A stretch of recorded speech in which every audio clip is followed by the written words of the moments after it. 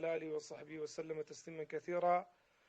اللهم صل على سيدنا محمد في الأولين وعلى آل سيدنا محمد في الآخرين كما صليت على إبراهيم وعلى آل إبراهيم في العالمين إنك حميد مجيد. برزان وملاكتان السلام عليكم ورحمة الله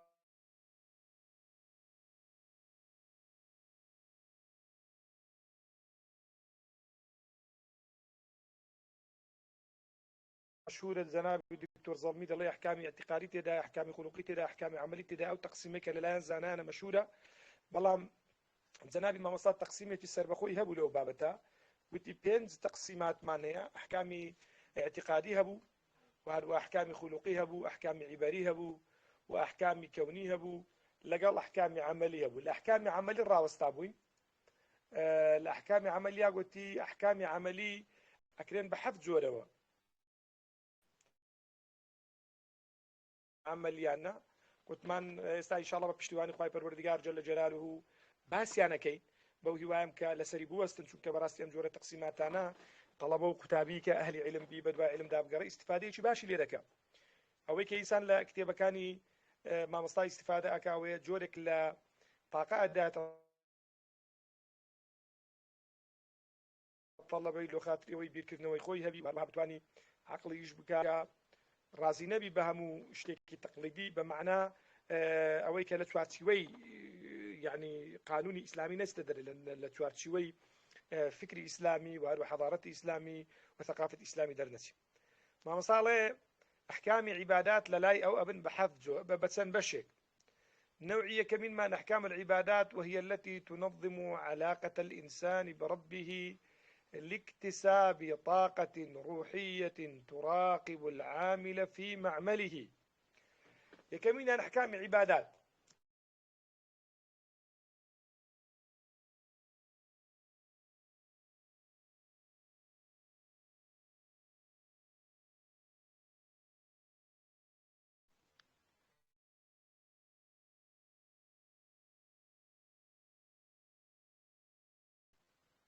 باش لو حكمنا عبادة كعبادة طبعا عبادتنا ديار شخوای پروردگار جل جلاله دياري كردون وزانانيش باسيان كردو بوي كوا أصل لعبادتها توقيفة هيच كسيك ناتواني عبادتك زياد وكم بكا مگر او نبي كفي پیغمبري خوا عليه الصلاة والسلام باسي كردو وي كخوای پروردگار لقرآن باسي كردو. أحكام عبادات علاقتي إنساني لقل خدا لبو ورقرتني هيزيتي الروحي كمراقبي إنساني أكال كردو وكاري الروجاني إنسانا و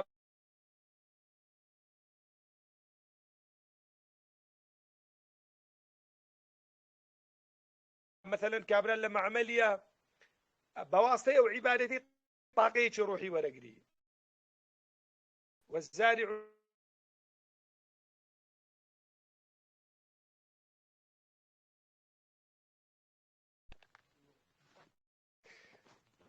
كابراي فلاح بهم ماشي ولا سر مزرعة كي خويا والمعلم في مدرسته ما مصطلح كتاب خانة كي خويا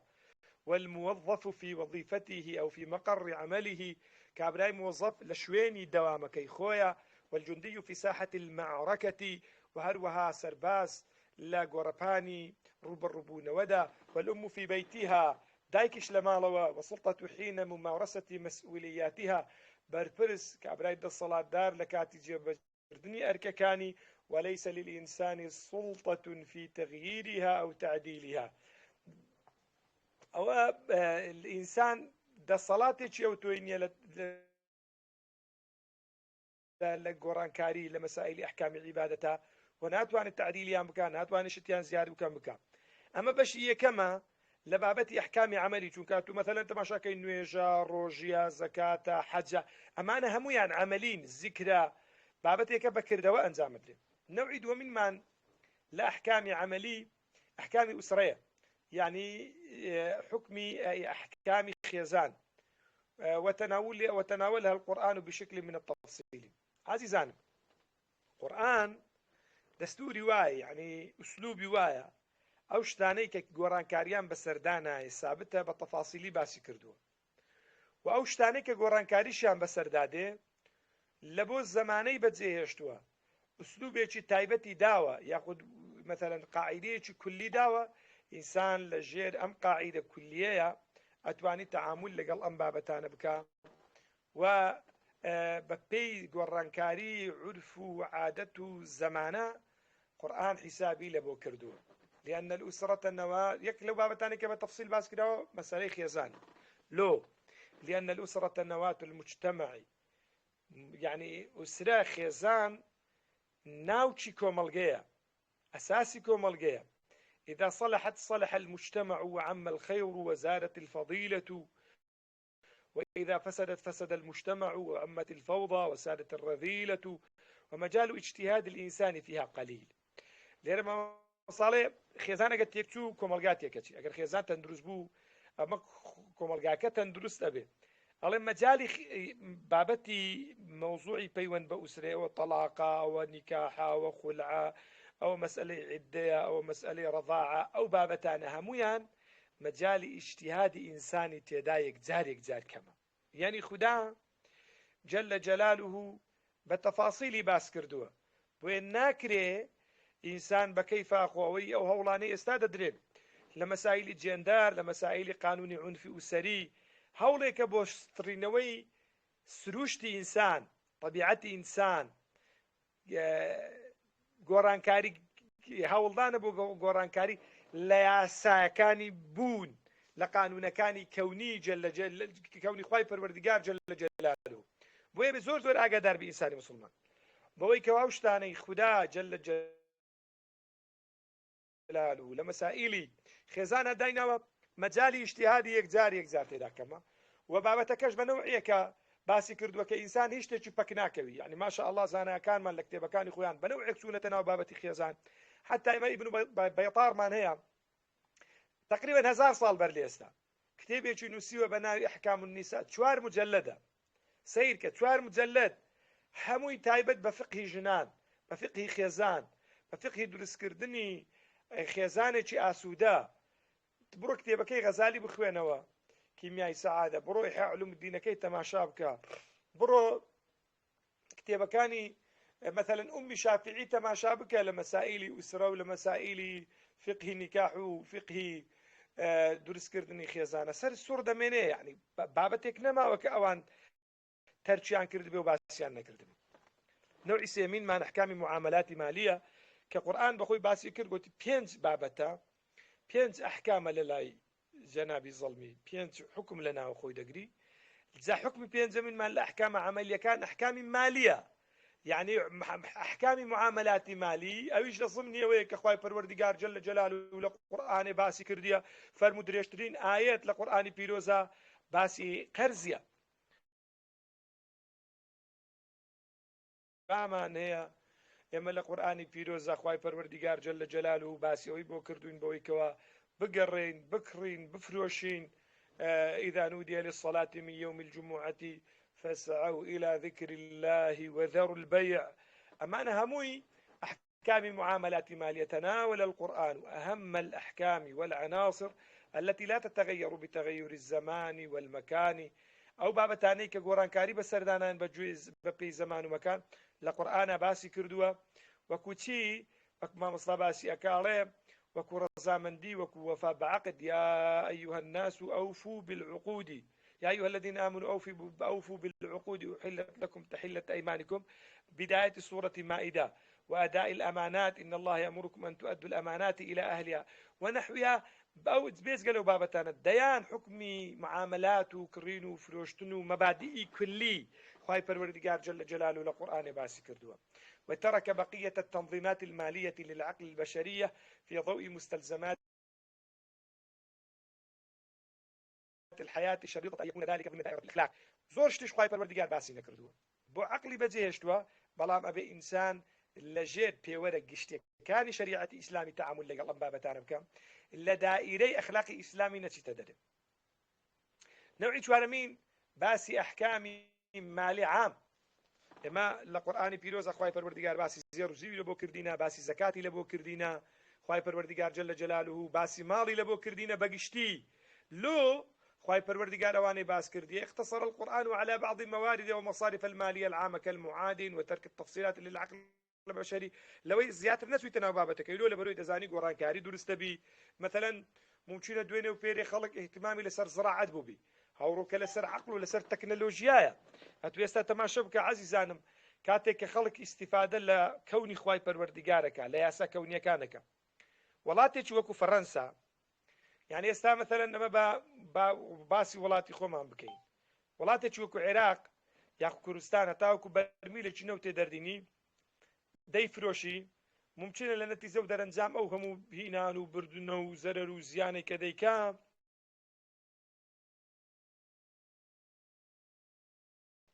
بەرمیل ممکن لە دەرەنجام لە حکوومەتی عێراق کە بەگان دەفرۆشە ممکن 7 دۆلار بۆ بینیت بەو مەسەڵە و بابەتانە کەسی لە فرانسا تەماشاکە کابرا ئەوەندە بۆنەی دروست دەکات بۆنێکی عەتر یەک بۆنێکی کچکە بە 100 دۆلاری دەیفرۆشی بە 200 دۆلاری دەیفرۆشی بە 300 دۆلاری دەیفرۆشی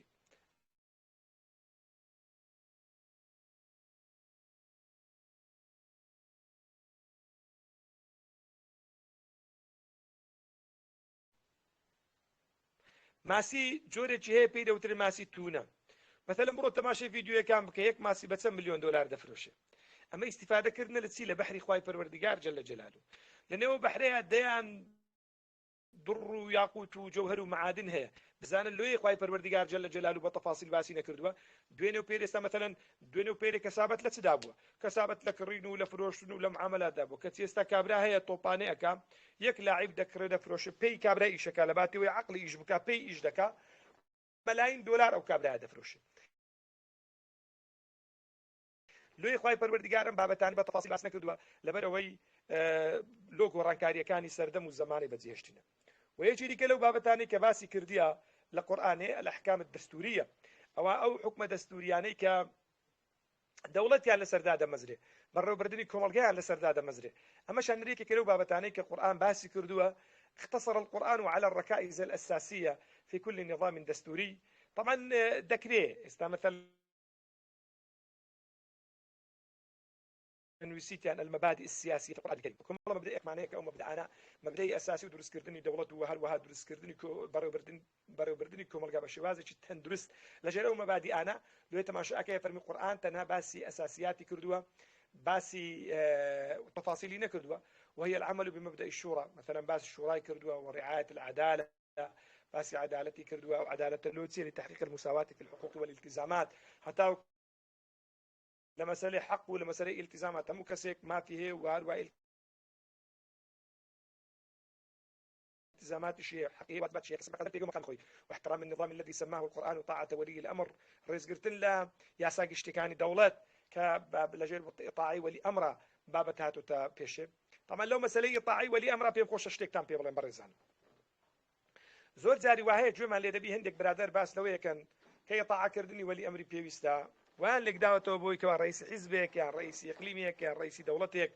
ولي أمر بيويستا يطاع بكري طبعا عزيزانم ئێمە ئێستا لە ژێر سیستەمێکی ئیسلامیدا ناژین دنیا لەلایەن سیستەمێکی نەک ئیسلامی هەر دوور لە ئەدیانی سەماویش حکمی دەکرێت یعنی سیستەمی عالەمی نظامی نێودەوڵەتی نظامێکی لیبرالیە نظامێکی ئیلحادیە نظامێکە دوورە لە ئەخلاقیات یعنی هەر هەوڵێک بۆ ئەوەی کەوا تۆ بینی مەبدەئی ئیسلامیەکان لەسەر واقعی دەوڵەتی قوتری دەوڵەتی هەرێمی یاخود لەسەر حیزبێک تطبیقی بکەی تطبیقکردنێکی غەڵەتە هەر ئەسڵەن وەلا بەدە نەتولۆت نییە برێ فلان کەسە وەلی ئەمرە و فلان کەسە وەلی ئەمر نێت چونکە ئەوە لە دەوڵەتێکی ئیسلامی و بابەتە دێتە گۆڕێ عەزیزانم چۆن دەکرێت مەثەلەن کابرایەک ئەسڵەن وەلا ئەبەدەن نەبڕوای بە ئیسلام هەیە نەبڕوای بە مەبدە هەیە نەبڕوای هەر بۆ خۆی قبولی ئەو بابەتەی نییە یعنی تۆ دەیت بابەتێکی ئیسلامی لە واقعێکی نا ئیسلامی تطبیقەکەیت ئەمە بەڕاستی هەڵەیەکی فەزیحە و هەروە بەڕاستی غەڵەتێکی یەکجار گەورەشە بۆیە ئاگادار بابەتات یعنی کابرا دەڵێ باشە مامۆستا هەر لە دەوڵەتی ئیسلامی دەست دەبڕدرێ ئێجارە و پرسیارەی هەڵگەرە کاکە ئێمە دەوڵەتێکی ئیسلامی نییە تاوکۆ پرسیارەی لێ بکرێت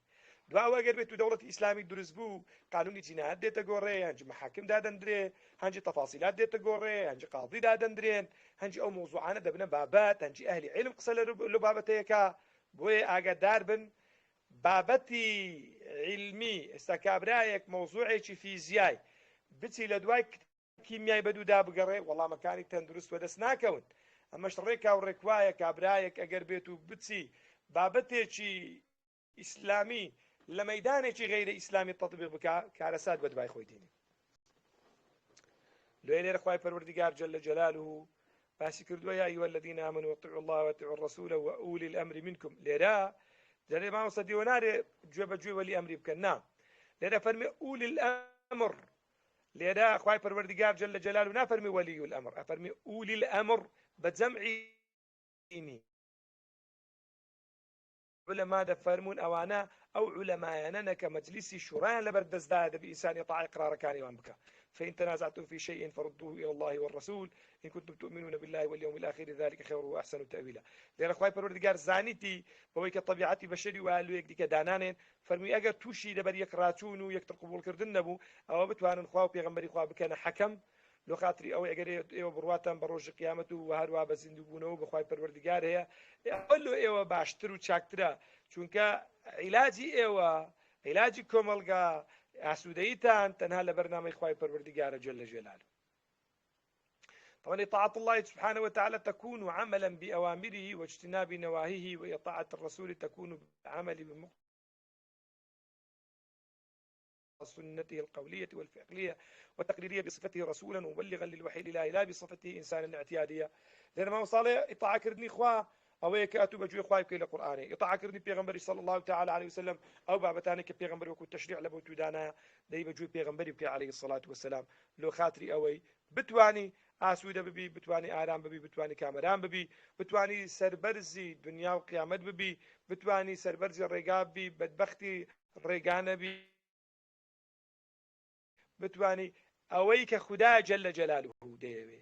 ئەوەی کە خودا لە ژیانە لە توی دەیەوێ کە ناسینی خوای پەروەردگارە و ئەوەی کە دەیەوێ عەبدایەتی خوای پەروەردگارە جل جلاله ئەتوو لەو قورئانی دەست دەکەوی خوای پەروەردگار جل جلاله موفق دەکا ئەگەر بێت و شوێنی بەرنامەکەی بکەوی. لێرە مامۆستا کۆتایی لە مەسئلەی ئەحکامەکان. طبعا ئەحکامەکان بەسەریعی ئەگەر بێت و وێدا بچینەوە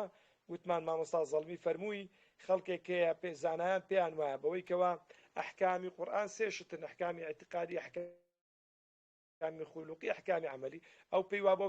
تەقسیمێکی غەڵەتە کردی بە پێنج بەش: ئەحکامی اعتقادی، ئەحکامی خولوقی، ئەحکامی عیبەری، ئەحکامی کەونی و هەروەها ئەو چوار ئەحکامی عملیش. من لێ پێم وایە لێرە غەڵەتێک هەیە، غەڵەتێک هەیە ئەگەر دیقەتتان دابیتێ لێرە دەرێ وهي التي تنظم علاقات الإنسان مع ربه وعلاقات بعضهم مع بعض وهي 7 أنواع. نا ليرش 5 أنواع نك 7 أنواع أو 7 بكنا 5 يعني بينزا نك حث لو هر بينزيش جمار دينا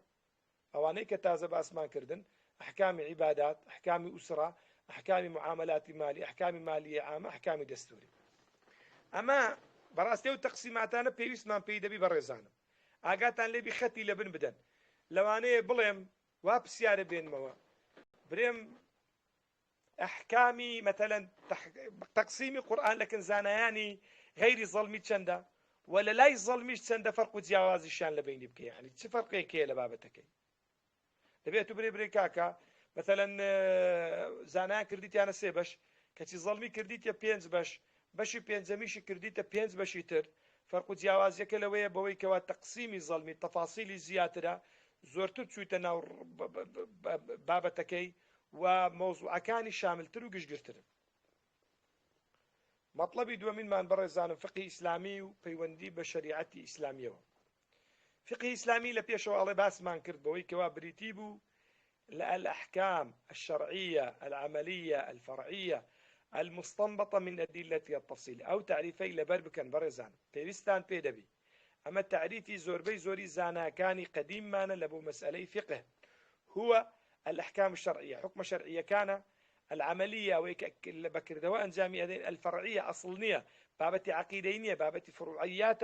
المستنبطة من أدلة التفصيل أو بابة فقهيانا لبلغ فقهية كان ورجداون لا بلغ تفصيل كان ورجداون. وهو من حيث المصدر 3 أنواع. إما فقه لسي جور لسي سرشاوى فقه ورقرين: فقه القرآن يعني القرآن ورقرين وهو مستنبط من الآيات القرآنية بصورة مباشرة وهيك ورد جيلية زانان وەری ئەگرن بە سوورەتێکی ڕاستەوخۆ لە قورئانی پیرۆزە. دووەمینمان فقه سنەمان هەیە وهو استخرج من السنة النبوية مباشرة أو هيك راسته خو لفرمايشته بيروزكاني بيغمبري خو عليه الصلاة والسلام وردجيله. وهذا فقه اجتهاد شمان هي فقه اجتهاد هو مستنبط من القرآن والسنة بصورة غير مباشرة أي أو هيك القرآن والسنة ورجل برس براسته وخونية بخوين نوية بدلالاتها بعباراتها بإشاراتها أي عن طريق المصادر الكاشفة التي سميت المصادر التبعية كبواسطة مصدر كان ديكا كناوي عن لأندرا مصدر الدوام لبيه ورجله وشي إجماع وقياس وعرف ومصلحته هم مصدر كان ديكا كحكم شرعي ما لبو كشف ذكن أو من نصوص دالة عليه دلالة ظنية يأخذ لو نصانا وريد قرين بلام دلالة نص كان دلالة شي يعني ظنية يقينيني بري والله قطعي بي وخلاص صبرا لو أنا أجري أو يهبي أجري معناها شي دي كشي هبيت كواتليرا وتسمية هذه المصادر الكاشفة مصادر الفقه الإسلامي تسمية مجازي يا باشا كابردري باشا ما مستا خو أساسيات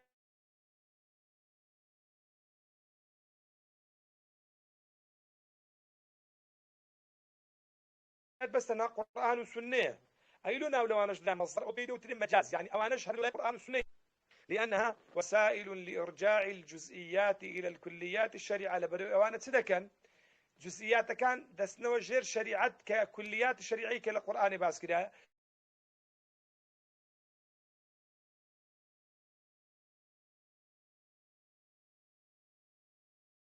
فهي مصادر كاشفة وليس موجودة كواتا إجماع وقياس وانا تدكن ناتوان حكمك السابق دابنين بلكو حكمك هي والله بزلم نوتو بواسطي أو وسائلنا أشكراي دكين كفالخلاف في حجيتها لفظي عند ذوي العقول السليمة ما مصاد له خلاف لمسائل أو بابتانا آية إجماع أو قياس أو هي أو أيدي كنية أو بيشكي وبيشتي كده فرمي أما بابتك خلاف شيء لفظي أو أنا كصاحب عقل شيء سلامة بن أم بابتانا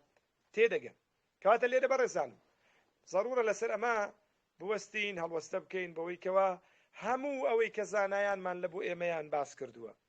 تماشا دكري اگر بيتو اشتها يعني لا هواي نفسيان نبوه بتايبتي كابرا اگر بيتو زانايا لا خواتر زبي هوري داوا خوينوي بو دقه كان كردوه زور جار گنجكه مثلا دبين بسيار لانسانك الله ما مستبلغت شيء القران والسنه هاتوا مرزنيه همش كان القران والسنه بمباشري هاد جاري وهي القران هاتوا بلام باماجه جاري وهي لا كردويه الصحابه پیغمبري خو عليه الصلاه والسلام لتي گيشتي له ايتي قراني بيروز بابتك ورجلاوه بنمونا ابن عباس فرمي زور مرقي او آية ابو بزان معناه يا ربنا افتح بيننا وبين قومنا بالحق وانت خير الفاتحين زور محاولة ذكرت دعاشم ذكرت ان الروش دو بيرامير عربات نقولتان يا ابن عم رسول الله صلى الله عليه وسلم افتح بيننا بالحق ضل انجي تيجي يشتم كأو ربنا افتح يعني ربنا احكم بيننا وبين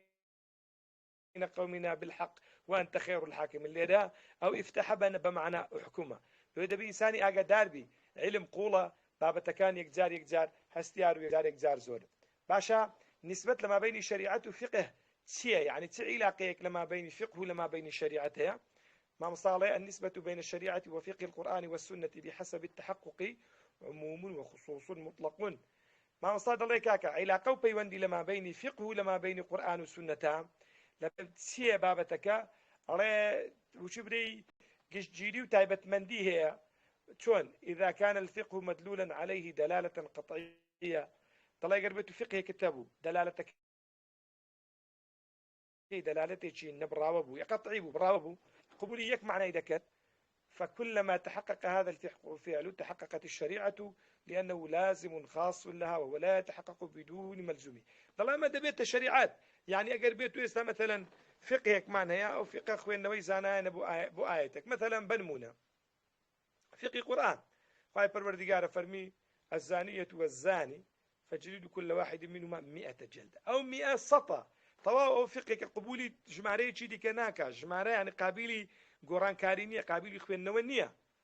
لهذا فرق، فكلما تحقق هذا الفقه تحققت الشريعة، لأنه لازم خاص لها ولا يتحقق بدون ملزومه. كواتا كابرايك قربيتو مثلا حاكمك قربيتو ئەوەی چی پێ دەرێن بابەتەکانی قورئانی تطبیق کرد، ئەو حاکمە پێی دەوترێت فقهەکەی فقهێکی طبیعیە لە قورئان و لە سونە وەرگیراوە، قابلی قسەکردنیش نییە.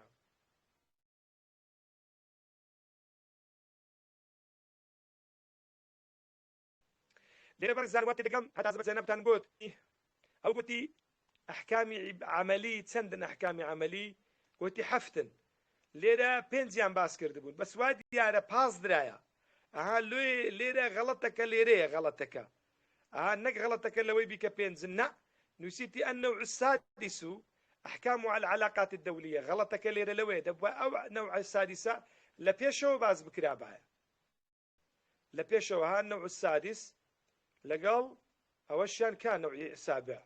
حفتمي باس نكرقا باس كراب الزانم والله تيكلاويك هي تيكلاويك هي لكتاب ما مصطفى ولا بركة باشو بيش كلا ولا سكانا لا برا بيستا نوزدا ورق ديت بيستو دو انجا اغرتو بيست نوزدا ورق ديت بيستو دو انجا اغرتو بيست والله المهم با طلبة كان اقداري او غلطي بن استا بيستو دو ديتو بيست والله لان نوزدا وروان بو بيستو دو دو ايدتو بيست هو بيستو دو والله لان نوزدا وروان بو بيستو دو دو ايدتو بيست نوزدا تمام او بيست هذيكا بيستويك شلكنا من ديارنيا لا جنابتان ديارة والله بيستويك قطعة ما مصطفى والله بيستويك قطعة كده جان والله. المهم علاقات الدولية شمان هي ما طبعا دبوا يعني نازمة من كتابهم لا بس كتابك وفقيلة دوا قرين حتى كودي بيني نوا في كل الأحوال باتاوكو سبيني بابا تاوكو درسي دهاتوا أو أقدار من بوي كوا أحكام عملي ذكرن بحثنا وعديار أحكام علاقات الدولية شي دقر دايا كما مصطباسي كردوا لسري أوستين لدرس كاني دهاتوا إن شاء أو عند وقت كمال وطلق وشوي سكابة جدير متاكو بسيار من عرستاكم جوان لرابقين وصلى الله عليه وسلم وسلم تسليما كثيرا بفرمون أواني بسيار يعني هي